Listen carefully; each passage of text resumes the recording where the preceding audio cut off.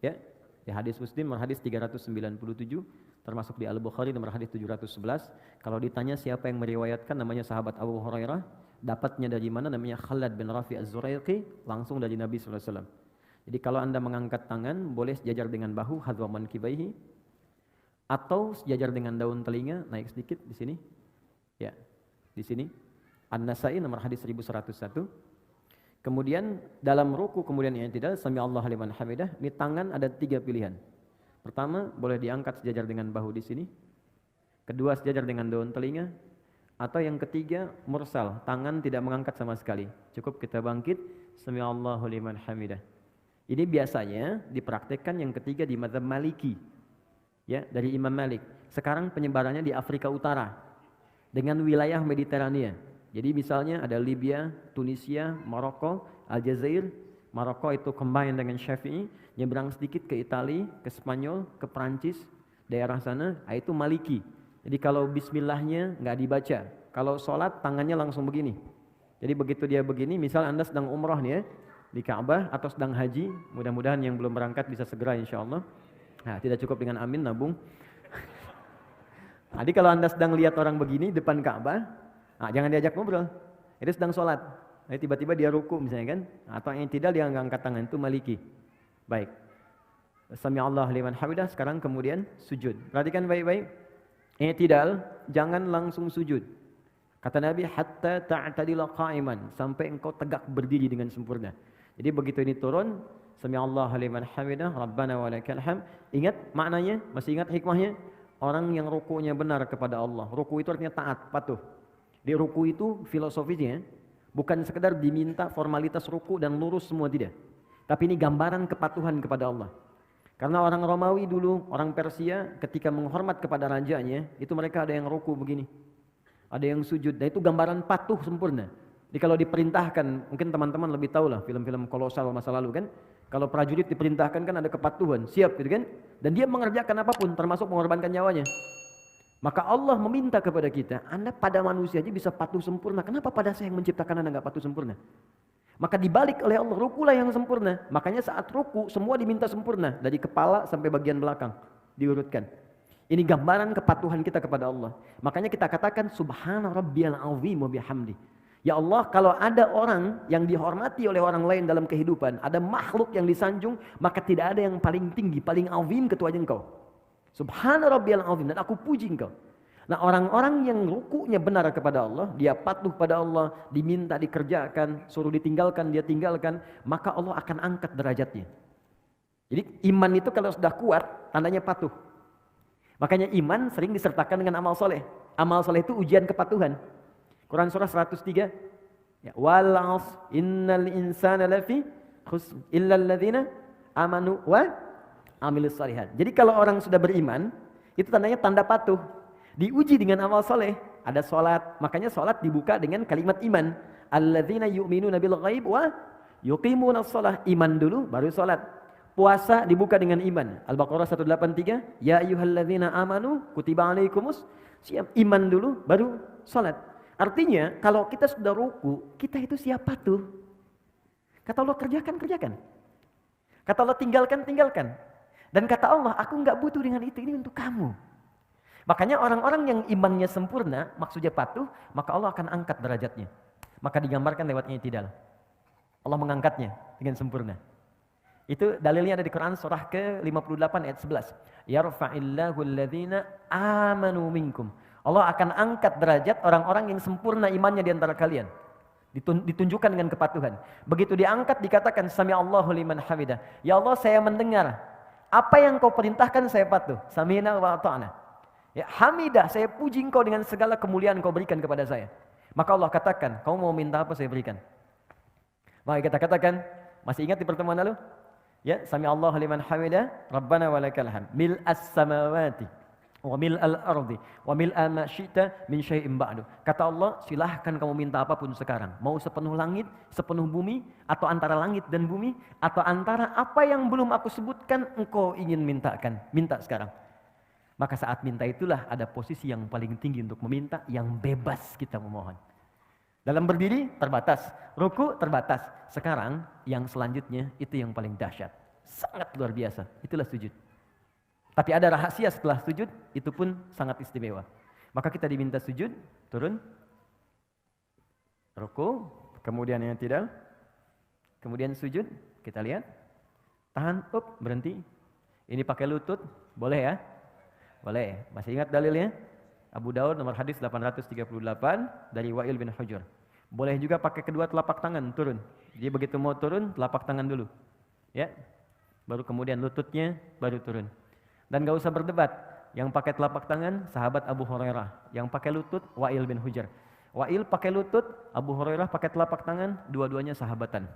Ya, dan dua-duanya sahabat dan mulia di hadapan Nabi. Anda sahabat bukan, tabi'in bukan, ulama bukan, satu lutut, satu telapak tangan ribut gitu kan. Anda siapa? Ya, yang lutut benar, telapak tangan benar. Yang salah yang pakai kepala duluan. Ingat itu. Oke. Sujud. Oke, tahan sebentar. Mohon izin. Maaf, mudah-mudahan kelihatan. Teman-teman, kata Ibnu Abbas radhiyallahu taala anhuma, umirtu an asjuda ala sab'ati azamin. Aku diperintahkan sujud dengan 7 anggota tubuh menempel. Plus tambahan 1 di hidung. 1, jabhah, kening. Ini keningnya menempel. Mohon izin, bangkit dulu mas. Di sini. Nempel ya.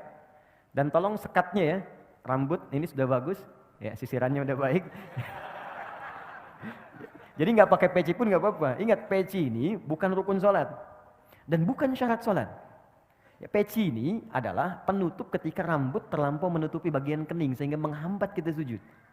Jadi kalau memang sudah nggak ada rambutnya, nggak apa-apa, nggak usah pakai peci pun, nggak ada masalah. Ya, atau kalau mau pakai peci pun nggak ada masalah, silakan. Ya, jadi dan yang paling penting itu nggak ada penghalang yang langsung menghalangi rasa sujud. Kecuali hal yang ringan. Kalau ringan itu seperti mukena untuk perempuan, ya. Atau misalnya kain tertentu seperti sejadah, boleh sepanjang nggak terlampau empuk. Awas, ingat, saya ingatkan. Nabi melarang kita sujud di tempat sujud yang terlampau empuk seperti bantalan. Ada sejadah sekarang kelihatan mewah, tapi sebetulnya nggak bisa di tempat sujud. Oh, Oke. What's happening, you know? Oke. Nah itu nggak bisa, dilarang oleh Nabi. Kenapa? Karena nanti akan menghambat menempelnya kening dengan sempurna. Nah nanti kata Nabi, idza sajadta famakin sujudak. Kalau engkau sujud, tempelkan dengan sempurna sehingga terasa ada penempelan antara kening dengan tempat sujud. Dan sekarang ketika diteliti secara ilmiah ada titik God spot di sini. Itu enak. Jadi kayak kita tuh kayak sujud itu kayak mengalir ke puncak ke dalam kepala kita, ke bagian yang tengah ini. Dan biasanya kalau awal-awal belum sempurna itu agak pusing dulu awalnya. Setelah itu nikmat. Ya, itu yang pertama jabah. Dan ini mohon izin, jangan sampai berdoa dulu sebelum yang 7 ini sempurna. Jadi begitu kening sudah menempel, yang kedua telapak tangan, 2 telapak tangan, jadi hitung 3. 1, 2. Kemudian selanjutnya 2 lutut. 3 tambah 2, 5. Lutut 2.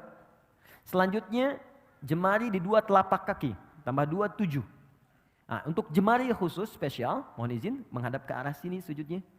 Makasih, jazakallah khair. Fokus baik-baik, lihat teman-teman, saya ingatkan lagi. Sangat bagus, sangat bagus. Kakinya nutup, bukan terbuka begini. Oke, tutup seperti ini. Kemudian jemarinya dilipat begini. Ya, nanti manfaatnya banyak. Lalu ini dibuka sedikit, tidak nutup ke dalam begini. Nabi pernah mengingatkan dengan keras, jangan kau bersujud. Awas, hati-hati ya dengan ini menutup. Jadi hati-hati kata Nabi. Apa engkau mau bunuh diri? Ya, karena ketika Anda seperti ini, dia rahmanya tertutup, napas menjadi sesak. Ini paling berbahaya, makanya dibuka. Ini saya tekankan karena ada sebagian mengatakan kalau perempuan itu ada yang mengatakan ditutup begini, itu tidak. Sama laki-laki dengan perempuan, sama saja. Kecuali dalam takbir di awal, perempuan tuh boleh rapat begini. Itu di Syafi'iyah. Karena dulu nggak ada hijab seperti sekarang. Ya, jadi terbuka pendek, makanya saat bertakbir begini akan kebuka. Karena itu ditutup begini. Ya, seperti ini. Kemudian kata Nabi, usahakan ini ada rongga. Ya, kalau dalam bahasa Arab di hadisnya anak kambing kalau lewat dia bisa lewat. Tapi anak kambing itu ukuran bagi orang Arab kecil. Bagi kita mungkin anak kucing gitu kan, atau kucing. Jadi kalau sekarang Anda sudah diminta anak kambing lewat ukuran kita, orang sekarang mungkin nggak akan pernah lewat. Ya. Poinnya ada jeda. Sekarang bangun mas, izin. Perhatikan baik-baik. Tarik nafas dulu. Oke, fokus. Dalam sujud, saya mau masuk ke bangkit dari sujud.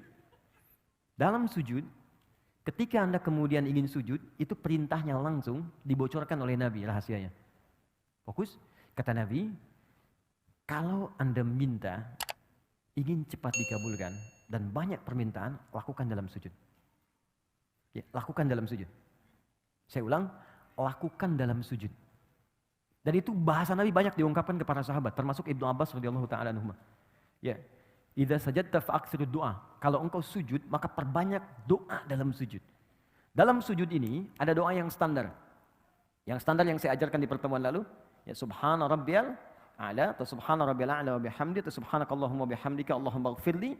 Setelah itu baru pembuka. Setelah itu silakan minta yang seluas-luasnya. Ada yang di rumah tangga kebutuhan, minta. Dan enggak perlu dilafadzkan dalam hati kita.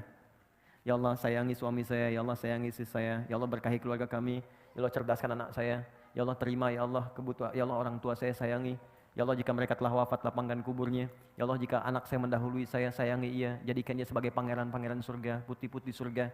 Karena sementara itu tertukar, ada yang ayahnya wafat duluan, ibunya duluan, ada anaknya dipanggil duluan. Nabi pernah berita gembira pada seorang ibu yang mengandung, tiba-tiba ketika melahirkan anaknya wafat. Ibu itu bersedih, lalu turun sebuah kalimat yang sangat indah. Dia sudah menjadi bidadari dan pangeran di surga. Kenapa engkau orang tuanya mesti bersedih? Dan kalau orang tuanya benar, beramal dengan sempurna, maka anak itu akan menghijab dia dari neraka. Itu tabungan yang sangat indah. Ada orang tua mendidik anak sampai dewasa dan belum sampai level itu. Anda dikasih hadiah duluan gitu. Di bahasa nabinya begitu, kamu saya kasih hadiah, kenapa kamu bersedih? Dan semua orang akan wafat sesuai dengan ajalnya. Ima sekarang atau besok. Kamu menangis pun tidak akan menghentikan ajal dia tiba. Tapi engkau berjuang, engkau mengandung, engkau berdoa. Dan engkau menginginkan anakmu baik, aku kabulkan. Dan dia akan menghijab engkau sampai di akhirat. Cuman jangan sampai engkau berpisah dengan dia. Anakmu sudah fitrah baik, engkau berbuat maksiat. Makanya orang tua yang menjaga kesolehannya, walaupun misalnya nggak sempurna seperti orang lain, nggak hafal Quran. Banyak sahabat Nabi nggak hafal Quran, nggak rajin tahajud. Dia mengerjakan sholat fardu, dia mengerjakan sholat sunnah, mencoba lebih baik lagi, semampu dia lakukan. Kemudian dia wafat.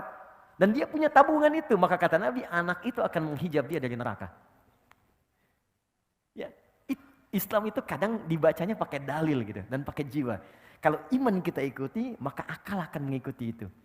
Nah yang paling menarik minta dalam sujud. Jangan sia-siakan, makanya Nabi itu lama sujudnya. Banyak orang salah persepsi, mengira sujud terakhir yang paling lama. Yang hanya lama. Padahal setiap sujud itu lama. Cuman yang terakhir itu kenapa lebih lama? Karena Nabi itu rindu menuju sujud berikutnya. Menunggu sujud berikutnya itu lama, Bu. Ya, karena waktu sholat yang berikutnya itu harus ditunggu. Gini, Anda sedang mencintai seseorang. Berpisah beberapa saat kan nunggunya lagi lama kan? Anak mau pergi nih. Kita sangat mencintai anak kita. Dan dia baru kembali pekan depan, nunggunya lama kan? Makanya di bandaranya tungguin. Sampai pesawatnya naik, diliatin. Garudanya udah terbang, padahal naiknya pakai Emirates sebenarnya kan. Diliatin, sama Nabi itu tidak ada puncak kerinduan kecuali saat sholat ketika menghadap Allah. Makanya sujud terakhirnya lama karena beliau mengharapkan perjumpaan sujud kembali. Nah untuk kitanya doa yang diperbanyak. Tapi ingat, ini pengantar kepada duduk di antara sujud. Saya akhiri pengantarnya. Sujud bukan sekedar meminta kita untuk berdoa. Tapi itu adalah puncak kepatuhan yang paling dalam sebagai ikrar komitmen kita kepada Allah. Supaya kita benar-benar patuh dalam hidup ini dari ujung kepala sampai ujung kaki. Anda bayangkan, ruku saja, ruku benar. Komitmen patuh kita, Allah akan angkat derajat kita. Maka bagaimana dengan orang yang komitmen dari ujung kepala sampai ujung kakinya akan patuh kepada Allah. Ya Allah saya siap patuh, saya akan gunakan mata saya untuk melihat apa yang engkau perkenankan saja. Yang tidak engkau perkenankan, saya tidak akan lihat. Tundukkan, tunduk, sujud. Patuh. Ya Allah saya patuh, lisan saya hanya akan saya gunakan pada yang apa engkau inginkan. Yang engkau larang, aku akan jauhi. Maka tunduk, patuh, sujud, jatuhkan oleh kita. Dari ujung kepala sampai ujung kaki. Maka tahu apa yang terjadi? Begitu Anda kemudian bisa melakukan itu dengan semaksimal yang kita bisa, maka kita akan diangkat lagi oleh Allah dan langsung diberikan oleh Allah 6-7 jenis kalimat yang kalau itu dibacakan sudah selesailah semua persoalan kehidupan kita dunia sampai akhirat. Ya, dan cara mengangkatnya bukan berdiri lagi. Karena orang saat diangkat berdiri pun bisa lelah. Tapi Allah dudukan, bukankah duduk lebih santai dibandingkan dengan berdiri? Maka orang setelah sujud, bangkitlah dia dari sujudnya, Tidak langsung dia berdiri, tapi diminta duduk di antara dua sujud itu. Perhatikan, sujud. Silakan, Mas. Bismillah. Oh, silakan. Itu biasa, kiblat itu bisa beralih ya dari Masjidil Aqsa ke Masjidil Haram. Boleh. Boleh, silakan. Boleh. Iya, asal tidak ke Old Trafford aja. Oke, bismillah. Sudah? Sekarang sudah sujud, paham ya? Kenapa diminta sujud? Bukan sekedar kita memohon kepada Allah, tapi permohonan itu diikat dengan komitmen. Ingat, kalau Anda ingin cepat dikabulkan permohonannya, maka cepat pula lakukan apa yang Allah mintakan. Adil kan? Kata Allah, saya minta ini, kerjakan. Begitu kita kerjakan, kau minta apa? Saya kabulkan. Nah, ini gambaran patuh dari ujung kepala sampai ujung kaki. Begitu semua dikerjakan dengan baik, Anda bangkit. Maka Anda katakan, Allahu Akbar. Baik? Ya, saya masuk ke caranya dulu. Saya masuk ke fikihnya. Yuk kita mulai ke cara duduknya. Mohon izin maju sedikit. Terima kasih. Ya, silakan duduk. Oke, fokus baik-baik. Teman-teman, ada dua jenis duduk dalam sholat. Satu, iftirash. Dua, tawarruk.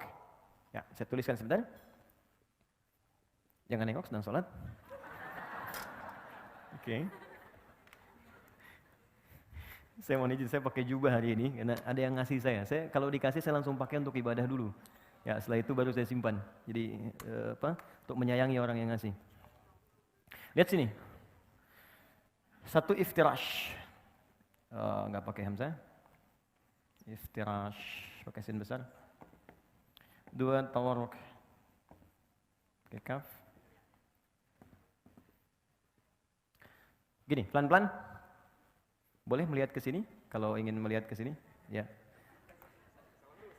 Iftirash akar katanya dari kata farasya. Kemudian ada firash, sesuatu yang terhampar, terbentang. Ya, Quran surah kedua Al-Baqarah ayat ke-22. Allazi ja'ala lakumul arda firasya. Allah yang telah menjadikan bumi itu di dalamnya ada hamparan. Ini bukan bumi datar. Ya, bukan bumi datar. Maksudnya di bumi itu kalau Anda keluar dari bumi, pengen tahu bentuk bumi, keluar dari bumi, lihat. Maka akan Anda lihat bentuknya. Tapi kalau Anda hidup di bumi, supaya saya mudahkan kehidupan, saya jadikan hamparan supaya Anda bisa pijak. Nah, firash itu hamparan. Kasur disebut firash karena terhampar. Kalau kasurnya bulat nggak bisa kita tidur di situ. Ya. Kemudian yang paling menarik, kalau kita berusaha menghamparkan sesuatu dengan sempurna, maka tambahkan alif dengan ta sehingga kalimatnya berubah dari firash menjadi iftirash.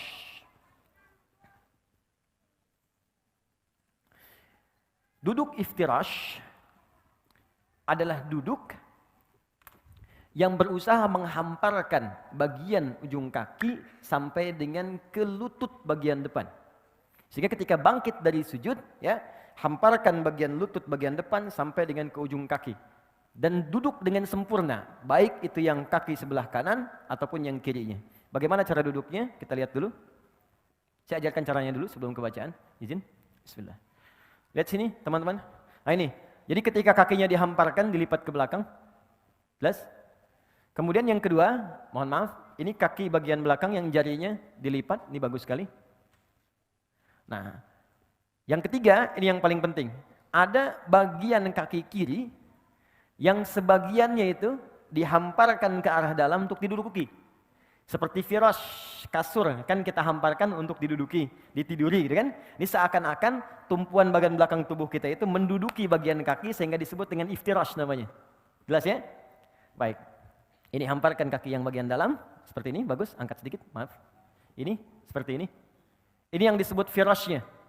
Iftirash melipat kaki yang ini, menghamparkan yang ini, melipat kaki bagian yang kiri, lalu diduduki. Ya, jelas ya? Baik, jadi seperti ini sudah bagus sekali. Yang ini dilipat jarinya. Ah, seperti ini. Awas hati-hati, ada sebagian beberapa kesalahan. Seperti ini, misal kiri, kemudian kanan begini, lalu begini. Ya, ini cara duduk yang tidak tepat. Ini kelihatan. Ah, baik ya. Atau begini. Ya, kelihatan? Yang kiri dilipat yang kanan, ditumpu baru begini. Ini cara duduk yang tidak tepat. Ya, jadi yang tadi yang sempurna, tapi kalau sedang ada darurat, Ada kendala di lutut yang kanan, jangan dipaksakan dilipat ya. Itu boleh. Kaidah fikihnya ad-daruratu tubihul mahdzurat. Yang darurat boleh melakukan yang dilarang. Misal, saya nggak bisa begini, bisanya ke depan. Dalam kaki ada masalah, boleh ke depan begini. Ya. Dan yang samping nggak usah negur. Woi, nggak sopan. Dia bilang batal sholatnya tuh. Ya, dua-duanya batal. Oke. Kalau ngobrol. Oke, satu sudah. Kedua, badan tegak. Yang ini. Dia tidak maju ke belakang, tidak mundur juga, dia tegak sempurna. 3, posisi tangan. Tangan ada 2 posisinya. Bisa di sini, pas di paha, di atas lutut. Ya, lebih enak begini. Di paha, di atas lutut begini. Atau bisa turun sedikit ke lutut begini. Jelas ya? Jadi bisa sama laki-laki dan perempuan, tidak ada beda. Bisa di sini, atau turun sedikit. Jelas? Oke, kalau sudah jelas, posisi ini harus dilakukan dulu sebelum kita berdoa. Jadi bukan naik langsung doa. Bahkan ada yang belum duduk udah berdoa. Rabbighfirli warhamni, duduk aja belum gitu. Ya. Jadi Nabi mengajarkan duduk dulu dengan sempurna supaya darah mengalir dengan nyaman dulu. Kitanya enak dulu, jadi berdoa dalam keadaan enak. Seperti begini, teman-teman kalau doa bangun tidur apa? Hah?